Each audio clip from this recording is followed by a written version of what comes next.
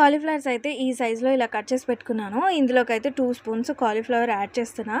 And అల్లం వెల్లుల్లి paste, కొద్దిగా పసుపు, తగినంత కారం అండ్ కొద్దిగా సాల్ట్, ధనియాల పొడి అండ్ ఒక స్పూన్ బియ్యం పిండి వేసుకొని బాగా మిక్స్ చేసుకోవాలి.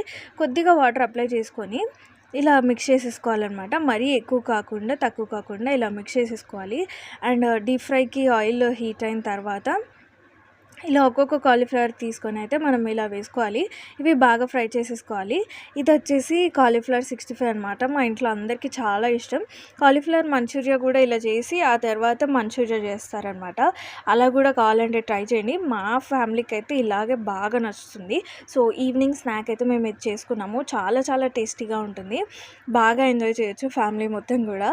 సో మీరు కూడా ఈ ఈవినింగ్కి ఈ స్నాక్ ప్రిపేర్ చేసేసుకోండి. సో ఇదన్నమాట ఈ వీడియో కనుక మీకు నచ్చినట్టయితే లైక్ చేయండి, షేర్ చేయండి, తప్పకుండా సబ్స్క్రైబ్ చేసుకోండి. Thanks for watching. మళ్ళీ కలుస్తాను. Until then bye by.